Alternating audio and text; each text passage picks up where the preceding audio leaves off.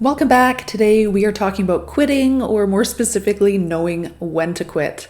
I think we've all heard that saying, quitters never win and winners never quit. But today I'm going to be questioning the wisdom behind that saying because I do not agree with it. I think most of us, especially in this online business world and in the world of self-help and motivation, we've all been told that we should never quit, and that if things aren't going the way that we would hope that they would be going, we're not getting the results that we want, all we need to do is change our mindset or, work a little bit harder, put in a little bit more effort, try some different versions of whatever it is we're doing, and just keep on persevering. And I think sometimes that really is true. Sometimes it is all about mindset. Sometimes we do just need to work a little bit harder or just stick it out a little bit longer. But sometimes it's actually in our best interest to throw in the towel, to cut our losses and move on. And this actually will pave the way for bigger and better opportunities down the line. So I think it's really important, and I think any successful person knows that, you've got to have a good understanding and a good way to know when to quit and when to actually keep persevering.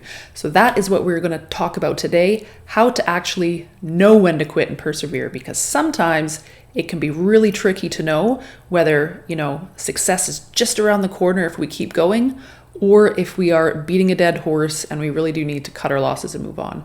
So let's go ahead and talk about that.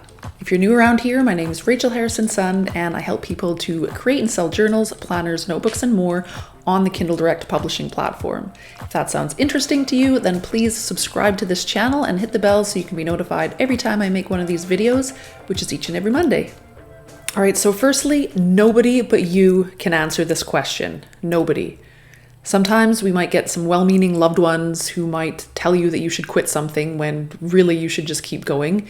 And the other way around can happen as well. Sometimes you might have friends or family, loved ones, even business mentors telling you that you should keep going when really you should just quit. But nobody but you can answer that question. So remember that. This is something where you're going to have to dig deep, get really in touch with your gut, ask yourself a set of questions, and just really get in touch with how you're feeling as you answer those questions. And you might want to write some of these questions down and then write down your answers as well so that you can reflect on them afterward. So firstly, I would ask, why am I doing what I'm doing in the first place? So as I talked about in this video about needing to have a why, we need to have a strong why attached to whatever it is that we're doing. Otherwise, we are just simply never going to actually do what it is we're trying to do, because there's not going to be any motivation there. If you've got a very strong why attached to something, that might be all you need to know whether or not to quit or to keep going. So why are you doing what it is that you're doing in the first place? The next thing is what I'm doing in alignment with my values and vision for my future? Then you want to ask yourself, does what I'm doing align with my natural skills and talents? Now, this is something that is very important. It is important that we work with our strengths instead of against them. So, little example here, when I was a kid, I wanted to be an architect. But guess what? I suck at math. So, that really wouldn't have been pursuing something that was in alignment with my natural skills and talents. Now, could I have busted my butt and really gotten good at math? Maybe. Maybe I could have done that. But the bottom line is, I'm not really all that interested in math. Like when I see a page full of numbers, I just glaze over. So it would have been a fool's errand to try and pursue that dream, knowing that math, which is such a major part of being an architect, it's just not naturally in my wheelhouse. So instead, why not follow something that, pursue something that I have some natural skill and talent with? Low content publishing is a perfect example. I have a design background and I have a love of books. So those are two big interests of mine that are converging in this amazing way. And I think that's part of why I was so successful at low content publishing. Now, you don't necessarily, if you're a low content publisher, you don't necessarily have to have a design background like I do, but you need to have some sort of a skill or a talent there, or an interest, some sort of inherent interest, whether it's that or whatever it is that you're doing. Next, I would ask, have you made any measurable progress? If you've been at something for a while, and even if you're just making incremental progress, that can sometimes be good enough to tell you, like, I'm on the right track here. I am making progress. This is worthwhile sticking out and persevering with. If you've been at something for a while and you have made no progress whatsoever, and not only have you made no progress, but you've tried every avenue. You've gotten help, you've talked to people who have done what you're trying to do, you've tried to implement some of the tips and tricks, and you just keep struggling and keep hitting a brick wall, and you've just been getting absolutely nowhere for a very long time.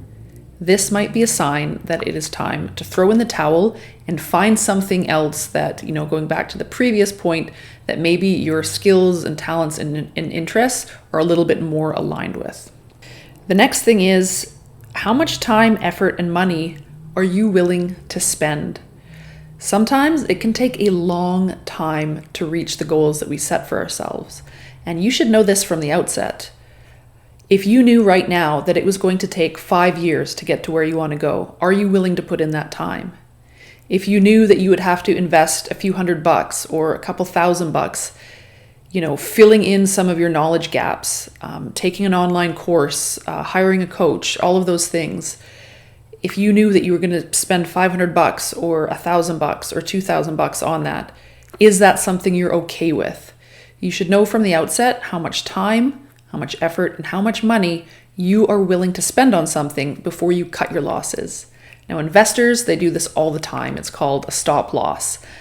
Basically, they'll set up their investment so that if an asset drops to a certain price point, it will automatically be sold. And that, of course, is to prevent losses from going past a certain point. So this is something that's employed all the time in many different arenas. Investing, like I just said, is one of them. But we should all know what our threshold is for, a cutoff point. Now, another thing you can do, and I got this from Marie Forleo, is to give yourself the 10-year test. So the 10-year test is, think about yourself 10 years in the future and ask yourself, if you quit what you're doing right now, will you regret that 10 years down the line? If you put yourself in the future and think, if I quit this right now in 10 years' time, will I regret quitting? Or will I think, oh, I'm so glad I didn't waste another second on that? That can be a really good litmus test. And then finally, and this one sounds really simple, but just ask yourself, do you want to keep doing what you're doing? Do you even want to be doing this? I know it sounds really simple, but sometimes we get so caught up in an idea of doing something and we just get wrapped so far up in this goal and trying to achieve this thing that we kind of forget, A, why we're doing it in the first place, but B, do I even want to be doing this? And sometimes we're not. Sometimes we're so caught up in that mindset of, I can't be a quitter, that we ignore the fact that we just simply don't want to do it anymore. And you shouldn't really be doing anything that you don't really want to do. Because if you don't really want to do it, you are going to just keep losing motivation over and over and over, and it's going to be very, very unlikely that you're going to achieve the goal. You got to want it. You got to want to be doing what you're doing, enjoy what you're doing, and have fun with what you're doing. So those are just a few simple questions that you can ask yourself if you're in a space right now where you're wondering, should I keep going? Should I quit? Those are some questions that you can ask yourself, and hopefully they'll help you to gain a little bit of clarity. All right, before you leave here, if you haven't already, please download my free guide, 3 Steps to Publishing Your First Low Content Book in Less Than a Day. I have a link to that down in the description below, and you can also join my free Facebook group, Low Content Profits, also linked to down below. Check out these videos next on some more mindset and motivation videos. And if you like this video, please subscribe and hit the like button. And hit that bell and share it with your friends too if you think anyone that you know might get some benefit out of it. All right, thanks for watching. We'll see you next time.